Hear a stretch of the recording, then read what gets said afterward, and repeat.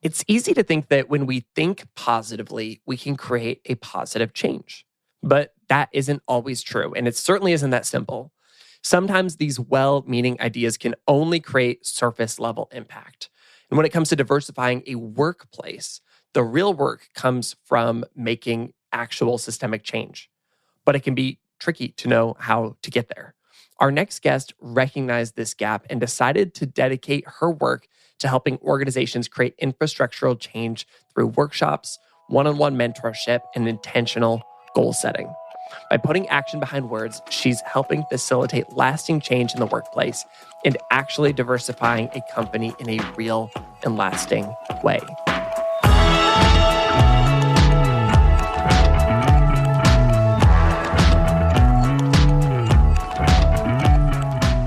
This Sounds Good. I'm Brandon Harvey. Today's guest is Bethaney Wilkinson, the author of the book, The Diversity Gap, and the founder of the Diversity Gap Academy, an organization bridging the gap between good intentions and real cultural change. Having worked at a variety of nonprofits, Bethaney is no stranger to the effort of values-driven companies to diversify the workplace. Although the intention to, quote-unquote, do good might be enough to get started, there should be more intentional effort to create positive change through action. In Bethaney's new book, The Diversity Gap, she provides readers with a better understanding on today's racial climate. And as a woman who grew up in the South, she's using her own lived experience and her expertise to transform good ideas into action. Bethaney gives us tools needed to transform good intentions into good action and empower her audience to address the systemic race barriers of their personal and professional lives.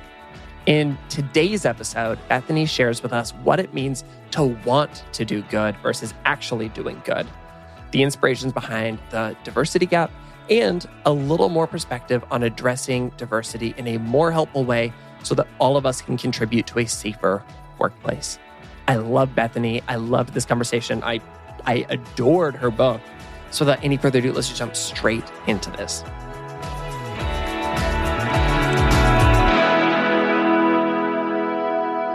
Well, I was thinking earlier today that you have played a huge part in kind of good as an organization since probably the first year we were founded, because we launched on Kickstarter. You were originally at Plywood People, an organization that was really supportive of the Good Newspaper. And then I came and attended multiple workshops with you where you helped me work through tons of the business stuff. And we probably met that first year that it was founded. And so it's just been so cool to get to learn from you year after year after year. And now to get to learn from this brilliant and amazing book you have, which, we'll talk about in a minute. I remember the day that you launched the Kickstarter, or the week, and I remember that one of your offerings was to have you come speak at an event. And I was sitting next to my boss when we were like, we're doing this. And so we invested in the Kickstarter and we confirmed you for Plywood Presents later that year. And yeah, it's just been really great ever since. That's so funny. Yes, that was the biggest contribution to the whole Kickstarter was that tier. So couldn't have done it without y'all. So good. Talking about the book. So the book is called The Diversity Gap, and I am absolutely loving it. I mentioned before we started recording that this is 100% the most helpful and also challenging business book I have ever read. And it is already helping me rethink the way that I want to run good in completely a positive way. It's an exciting journey. And so first of all, just thank you so much for writing this. This is so good. And I'm so excited for other people to get to experience this. Oh gosh. Yeah. Those are high praises. I mean, I'm sure we'll get into this more, but it's been a labor of love and just the compilation of research and lived experiences and conversations with friends over dinner. And I'm really happy that it's finally all organized into one thing that leaders can use in their everyday work. Yeah. And before we, get into that, I thought that it might be kind of helpful to kind of go back to before you started writing, back when, this was just maybe a concept you were looking at pursuing. And so I'm curious, when did this idea for creating education and tools around the gap between good intentions for diversity and true cultural change come from? The whole project of the diversity gap really emerged after a couple of experiences. So one was back in 2014, 2015, I was leading these day-long racial justice education trainings for nonprofits and faith communities in my city. People were trying to make sense of what was happening, after the death of Michael Brown. Black Lives Matter as a movement was gaining steam. And so me and a few of my friends were like, okay, well, we have this education, we have this experience, let's create a learning moment for others. And so I was leading these day-long trainings. They were really powerful, really interesting, but I kept feeling frustrated because it was like people would see racial injustice happen and then their go-to would be, oh, I need to diversify my team. And I didn't quite understand that correlation fully. I'm like, that's important, but it's not solving the problem. So that was happening. And then I was also feeling frustrated because I wasn't seeing organizations transform in light of having more information. So that was one part of it. Just seeing the gaps in between education and action in the organizational context. On the other hand, there was my lived experience as a Black woman. I have worked in a variety of nonprofit, values-driven organizations. And I was often the first or the only Black person or Black woman in those contexts. And I was daily experiencing microaggressions and strange power dynamics. And I was having a negative experience. And so I'm like, okay, obviously just diversifying your team, adding a beautiful and colorful slate of individuals to your organization isn't actually getting to the root of the problem. And so my personal experience plus seeing that organizational gap led me to start research for the diversity gap as a project itself. And you mentioned that, you have gotten to work with these incredible values-driven organizations. And of course, Good falls under that category. Probably, 80% of the podcast guests that have already been on the show kind of fall into that category. And I think you're right. I think that there are these like really good intentions that we all have where, we all really do care about diversity and about creating a better world that's free of racial harm and so many other things. But there's so many ways that people can fall short of that. How did you reconcile the fact that, okay, these are organizations that are doing good, they're doing their best, and it's, they're just not quite there yet on this? Like, how do you avoid excusing that and what is, your experience as, potentially the first or only Black woman in these spaces? A part of how I approach that particular challenge is by doing what I can to open up the stories of impact. And by that, I mean, I like to think on my best and most optimistic days, I like to believe that if people really understand how their workplace cultures are affecting other people, then they are better equipped to do something about it. And so it's really important that we find ways to understand what our impact actually is on the folks who are walking through the doors of our organizations every day, especially if they are having if they're a racial minority in that environment. And it's tricky. It's not easy. It's not one size fits all for figuring out what those gaps are and what that true impact is. It depends on the size of your organization, the culture of it. Do people feel safe? There's a lot of factors there.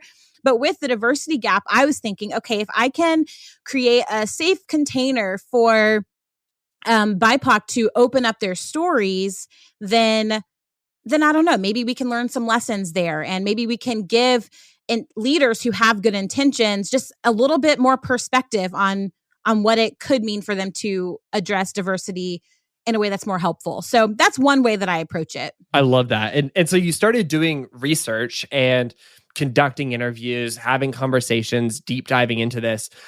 What were some of the things that you found that surprised you in that beginning part of that journey? On my first day of interviews, and you may have heard me tell this story before, but on my very first day of interviews, so this is January 2019, I think, I had 2 sets of interviews lined up. So that morning, I had planned to interview 2 Black women who worked in a large international nonprofit. And then in the afternoon, I had plans to interview 1 Black woman who worked in a small architecture firm. And so in all of the interviews, I was asking kind of the same questions, tell me about your experience here, or like, tell me about your organization's diversity, equity, and inclusion practice. Do you feel like you can be yourself here? These sorts of questions. And that morning, the 2 Black women who were a few of the Black people who worked in this organization as a whole, they said, even though our organization has a lot of work to do as it relates to diversity, equity, and inclusion, we have a really great experience every day. We can wear the earrings that we want. We can do our hair the way we want. We don't feel like we're having a really negative experience. And so that was surprising to me. It's like, oh gosh, these folks are fine. Maybe there's not a problem. Maybe it's just me. But then that afternoon, I interviewed this other Black woman, and she had the completely opposite experience. She was experiencing just a lot of isolation, really not able to do her job very well because of some of the mental health challenges of constantly code switching, not really feeling respected, having to do extra work in order to just prove that she belonged there, all these different things. And she was feeling really just low at that point and was in the process of looking for another job. I actually think since then she has another job where she's on a more diverse team, which has been really great for her. But I tell those 2 stories because they illustrate 2 of the biggest findings in my research. One was about the mental health impact that these toxic workplace cultures can have on BIPOC who are having a minority experience and don't have the support that they need. Like, the mental health toll is real and it's felt in our bodies, and we have to do a lot to heal that.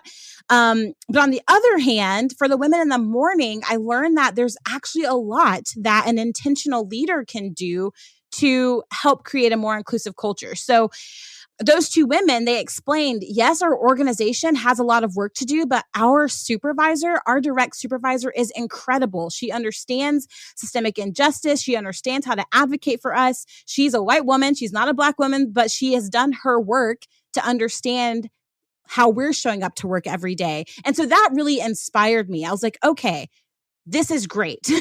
This means anyone can learn what they need to learn to better manage these sorts of teams. So those were 2 of the big findings that really crafted the rest of my research over the next few years. That is so interesting. It's also very encouraging to hear that, all is not lost. Like work can be done within these organizations to create that environment. And it sounds like it's a continual journey of continual progress and growth in education as well.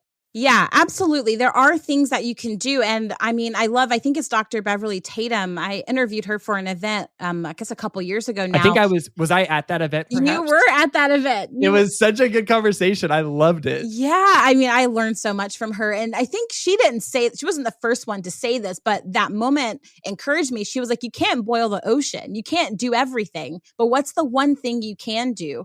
And I think that leaders can learn about the systemic forces that are affecting their team, and they can learn how to mitigate those forces within the context of their workplace. So when a leader is trying to build a diverse and thoughtful organization, what do you find that they think that building that organization looks like versus, how do you contrast that with the reality of what goes into actually creating a better workplace? Yeah, I think leaders jump to recruitment and talent management. So they're thinking, how do I hire X, Y, and Z person reflecting these demographics? And how do I just make that happen? How do I check this off of my list? And in some ways, that is important. Representation is very, very important as long as you balance power with that representation as well. And that's another rabbit trail that we can go down if you want to. But that's where people go to first. Let me diversify my team. I think that it's more helpful and for the long run, perhaps more important, that leaders do their own work to understand their own identities, their own stories, the biases that their parents or grandparents or communities of origin carry, and to do work around knowing what those are and maybe changing some of the way they think about those things. I also think it's important for leaders to think about how much diverse representation exists in their life outside of their workplace. I think if you are able to cultivate a diverse personal life, you're better equipped to navigate the nuances and challenges of diversity in the workplace.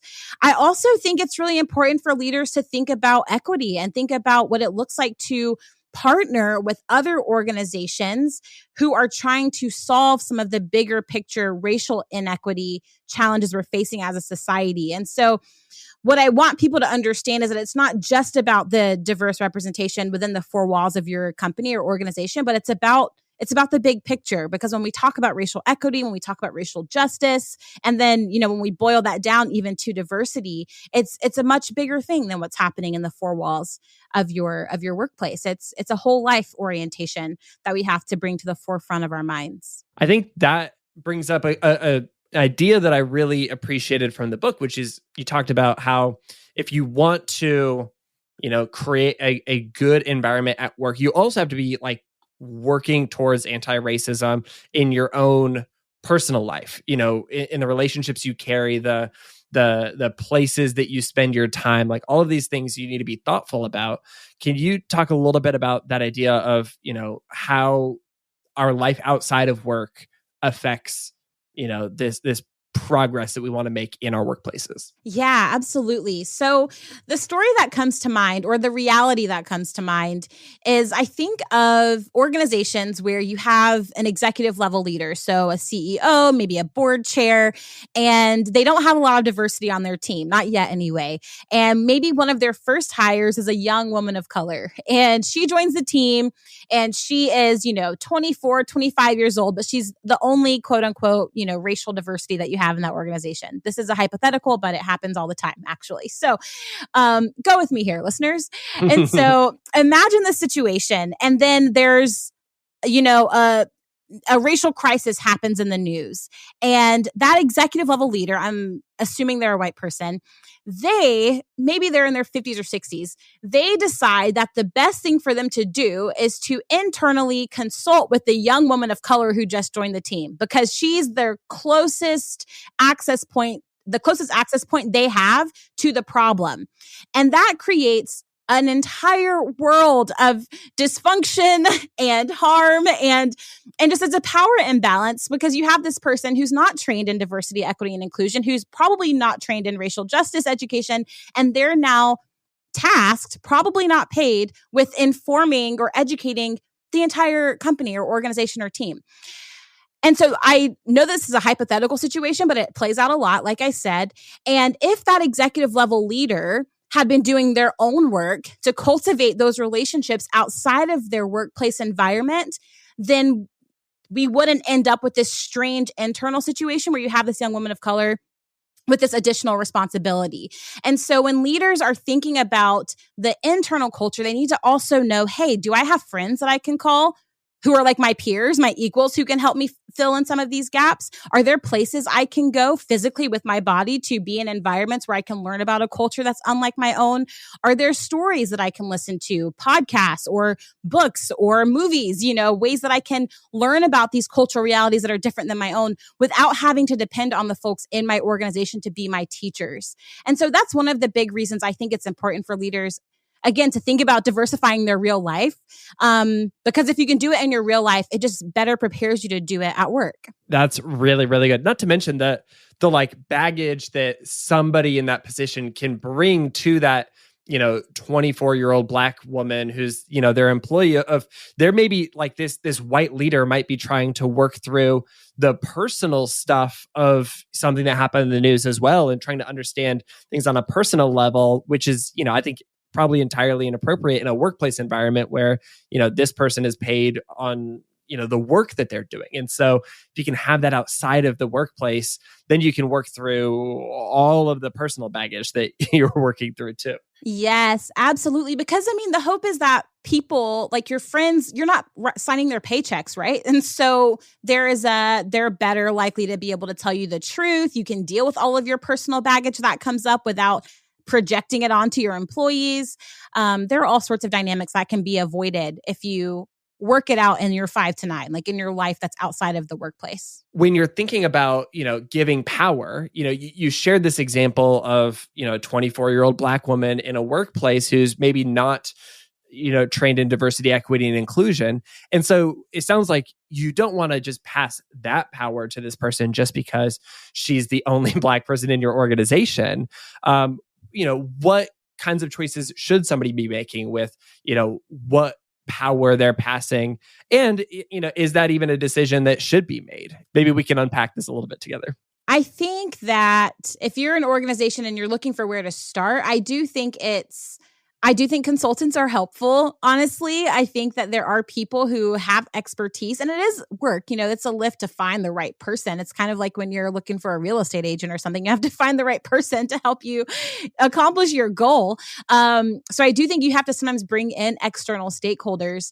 I think that if your company or organization is large enough and there is actually some diverse representation, it would be interesting to listen to your team to figure out what they think needs to happen next. Not that they will have it all figured out, not that they will even all agree on what needs to happen next, but it can be helpful to do some listening around that. And then even if the team doesn't have a ton of representation, racial representation on it, I still think the listening exercise would be valuable, because I'm assuming that you work with people who are thinking about these things too. And if not, then that might be the place to start. And so that's a couple of things that come to mind. What other questions does that bring up for you? No, that's already super helpful. Knowing that there are probably a lot of smaller organizations like ours where, somebody's getting paid for their role, but, they're not necessarily getting paid to take on the weight of, making larger scale decisions for an organization and shifting the dynamic of, the diversity gap within a company or something like that.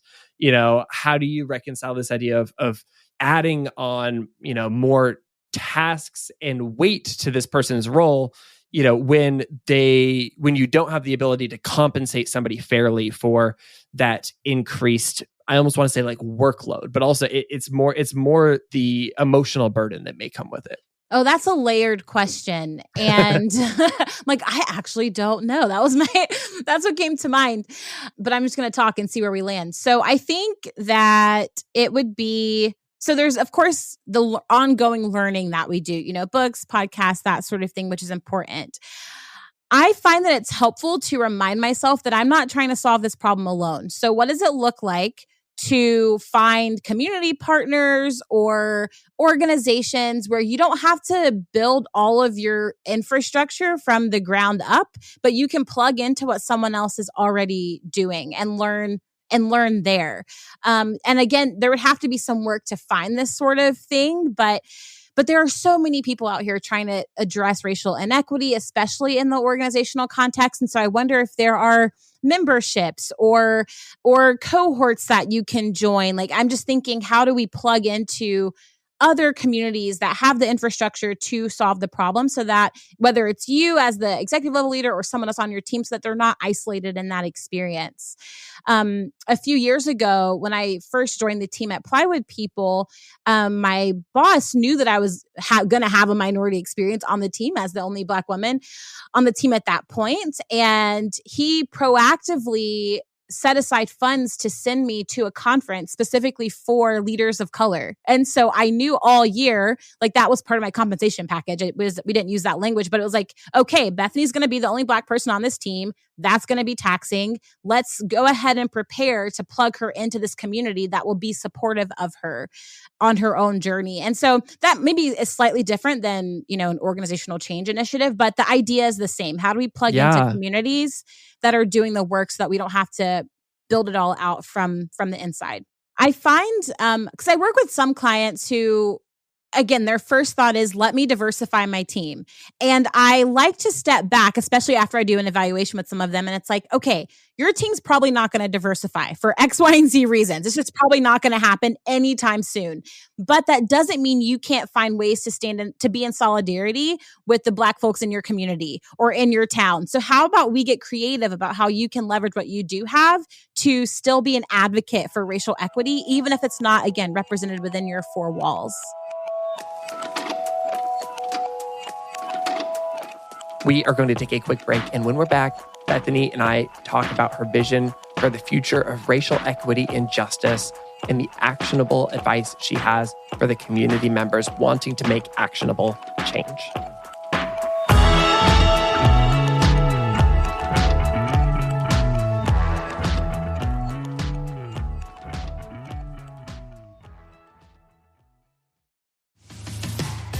Sounds Good is supported by Moon March. Moon March is the agency that partners with causes, campaigns, and companies to create a better future. Now, Moon March is, of course, creatively brilliant. They have amazing systems and processes. They have decades of real-world experience, and all of that is amazing. And all of that is a reason why I chose to work with Moon March. But what I love most about Moon March is that they speak the same language of doing good and making a difference that we do. And if you're listening to this podcast and you run something that wants to move the needle for good, you need allies who totally get what that world is like. They can speak the same language, they can understand the same nuanced concerns, and they can focus on what it actually means to make a positive impact that doesn't sacrifice anything in the process. And that's the experience that I had with Moon March, and I could not imagine having a better partner for our project. If you are a brave soul running a company, cause, or a campaign that dares to rethink cultural establishments, Moon March is here to ensure that your story earns the participation it deserves.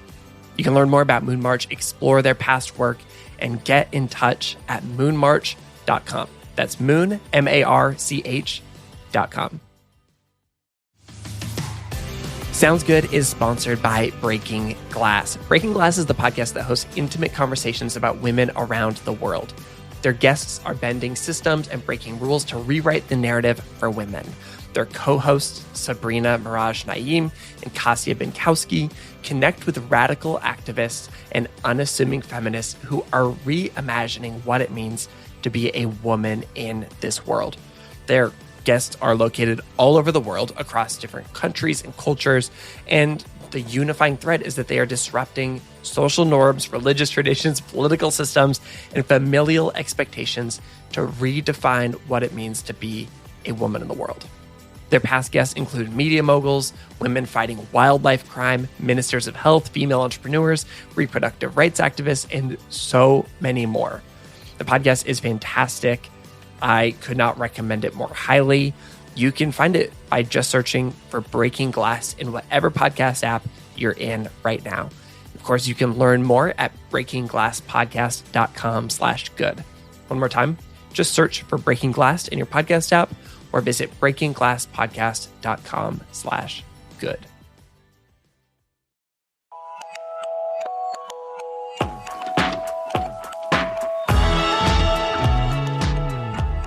As you were writing this book and kind of putting it together, what was your hope for people to experience as they were reading this? I really wanted people to experience a sense of empowerment, because it can be so easy to feel disempowered when we start talking about racial equity, justice, diversity, all the things. It's like, oh my gosh, I don't know what I don't know. And there's so many things to know, and it's so tricky, and I'm going to make so many mistakes. And that's all true. Those are true things. But I do think that there is something that all of us can do in our sphere of influence. We just have to do the work to discover what that thing is. And so I really wanted people to feel empowered. I wanted people to maybe have a new perspective or a new take on problems that they've learned about. And I wanted it to be, refreshing, challenging and refreshing. That was my hope. I think one example that comes to mind for me was, you spoke to this idea of how an organization, when they're upholding white supremacist structures, one of the ways that kind of happens, and I think you walked through 8 examples of this, but one of them that really stood out to me was this idea of organizations will focus on perfectionism. This idea that we have to get this exactly perfect, especially in regard to, racial justice work, or we shouldn't do it at all. And the problem with that is, and this is my natural tendency, you sit on your hands long enough just waiting for the right perfect thing to create, and then you're never taking action. And I actually thought that it was so freeing when in the book you basically said, the reality is you are going to get things wrong. Like no matter how perfect you think you're doing, like you are going to get things wrong. Therefore, you just have to make progress, and you have to like continue that work, and you've got to own your mistakes. And it was really challenging to see that problem that I know that I have experienced, and then so freeing also to recognize that there truly is an opportunity for growth in that regard. And I loved that, and the book is just filled with so many examples just like that. That makes me think of a challenge I'm navigating in my business right now. I'm doing this new thing later this fall, and I'm having to learn all of these new things with marketing, like, and how to sell it. And I'm not great at it. I'm like, I don't like sales. I'm realizing I don't love marketing. I'm realizing. And I was messaging with a couple of my friends about this, and they're like, Bethaney, this is just what it is. You've just got to send the emails, learn the metrics, figure out the Facebook ads. You just got to keep going, and you'll figure it out eventually, but you have to invest in the process. And even though that feels excruciating, because I'm like, oh, am I wasting money? Am I wasting time? Like, is this going to work? I think it translates in some ways to our work around organizational culture and diversity. Like, we have to make these investments, and we don't know what's going to stick or what's going to pan out. And it can feel really costly sometimes. But we just keep going because we don't know what's going to work until we find the thing that works. It sometimes feels like there's just so many gaps in my knowledge and in, the work that I want to do, that I'm like, oh, I don't even know if I'm qualified to get started. But I find that it's a little bit helpful to kind of zoom out on my life and look at, what happens when I'm 60 years old. I'm, potentially leading another organization, or good is, celebrating 40 years or whatever. What kind of wisdom would I want to have then? And having that long tail view, maybe allows me and hopefully others to say, okay, well, then what are the ways that I can start to chip at, gaining that wisdom and knowledge and experience so that I can be the best leader possible, the most impactful possible. And again, I think your book unlocked a lot of that for me. Yes, the long view is so important. I often think of just, my ancestors and Black folks who've come long before me and survived in some ways things that are way more difficult than I've had to live through, and hopefully than I'll ever have to live through. And just knowing that things have changed in some ways brings me a lot of hope. And it's not, a thing that happens overnight, but I can hope and plan and work towards a future where my children or my grandchildren are walking into institutions and they don't have to dim their light. They can be fully who they are and bring their best to work every day. And the people around them know how to be supportive of that. That long view really encourages me. So some people listening, might not be leading organizations, but they are, working within organizations, and they're certainly existing within our society that is, reckoning with racial injustice. And I think that one thing that, I think at least everybody who's kind of being empathetic and paying attention has experienced over the last few years is this idea of, coming to terms with recognizing some sort of internal bias that they carry. You read an article or a book, or you watch a documentary, or maybe you just, pay a little bit of attention to, what's going on in your heart and in your mind. And you recognize, oh my goodness, I was carrying this internal bias that I previously didn't realize that I carried. When we experience that, how should we respond to that? What should we do to take essentially an about face from that moment? I think it's important that we respond to ourselves with compassion and with some grace, because we're human beings. And psychologically, I'm not a psychologist, but I've read that living with bias is just a human experience. Like, our brain puts things and puts people into categories, and we tell ourselves stories to help our brain literally conserve energy.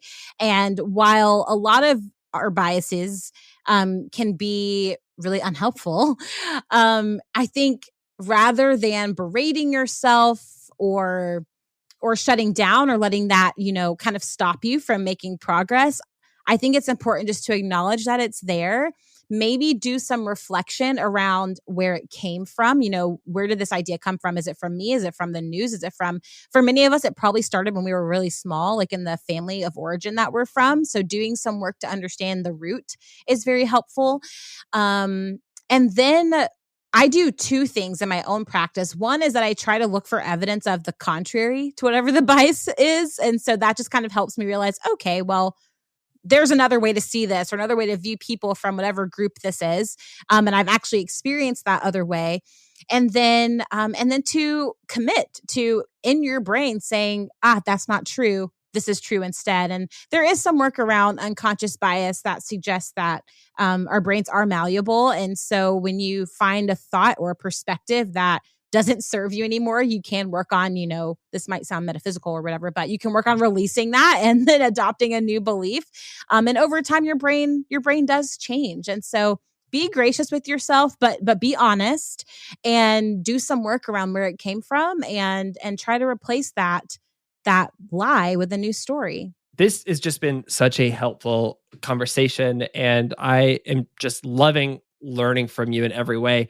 As we kind of close out this podcast episode, I would love to just ask for, a piece of closing advice from you on two things. One, what kind of advice would you give to leaders within organizations that really do want to, close that gap between good intentions and actually bringing about positive change? And then number two, what kind of encouragement would you offer to, a person of color, somebody from a marginalized community who is working within a predominantly white workplace and maybe finding challenges within that?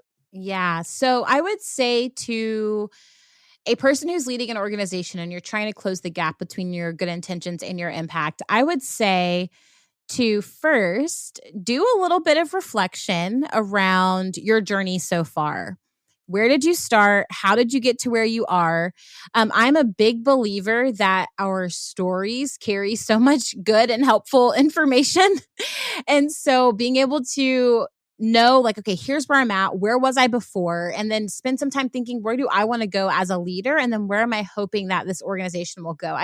Vision's so important, and vision that's informed by the past is even more important. So I think doing some reflective work can't be underestimated.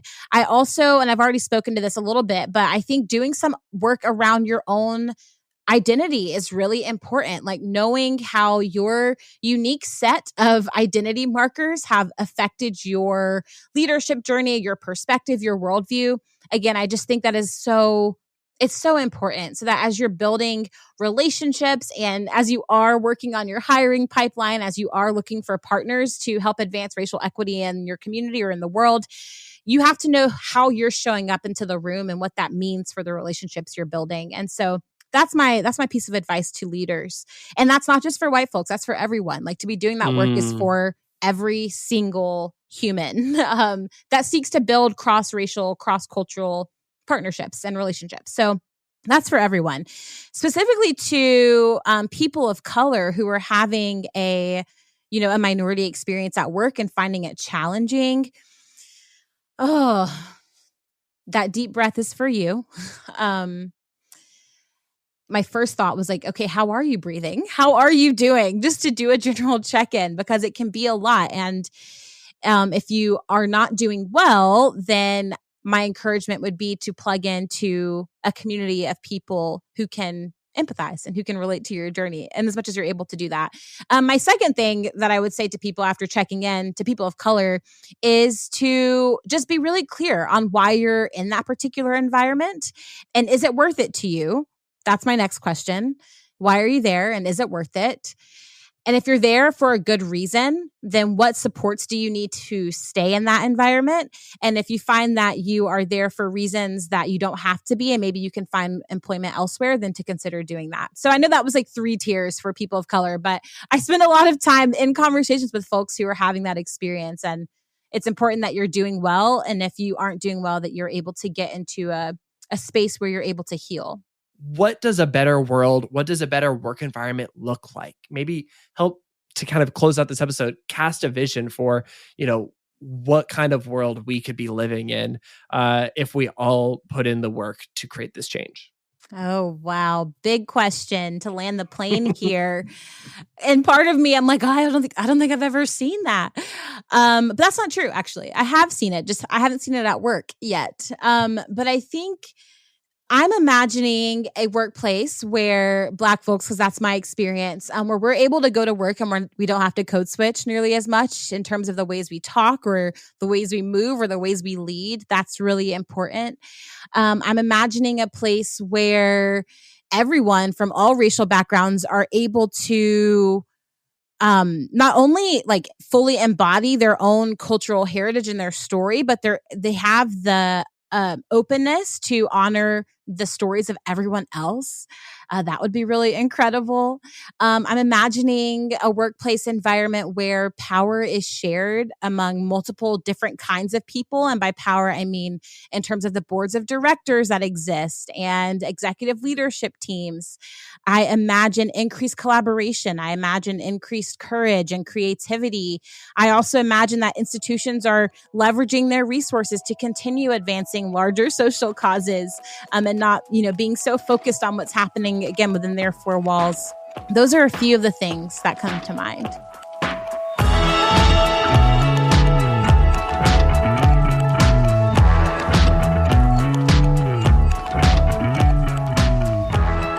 That's Bethaney Wilkinson, author of The Diversity Gap and the founder of the Diversity Gap Academy. You can learn more about their work at thediversitygapacademy.com. And of course, order Bethaney's book, The Diversity Gap, wherever you buy books. You can follow Bethaney on Instagram at Bethany.Wilkinson. It's spelled BETHANEY.Wilkinson, WILKINSON. This podcast was created by Good. At Good, we help you feel more hopeful and do more good. You can find more good news and ways to make a difference in our weekly email newsletter, our beautiful print good newspaper, or online at our all-new website, goodgoodgood.co. This episode was created by Sarah Lee, Megan Burns, Ria Bagwa, and me, Brandon Harvey. It was edited and sound designed by the team at Sound On Studios. You can find out more about their work at soundoff.com. Please make sure to hit the follow button wherever you listen to podcasts so that you can get a new episode of Sounds Good delivered straight to your phone each Monday while you sleep. If you have a favorite episode of the show, share it on your Instagram stories to get the word out about celebrating good news and taking good action. And with that, that is a wrap for this week's episode. Go out and take small steps to close the gap between good intentions and true cultural change. And we'll be back next week with more good news and good action. Sound good?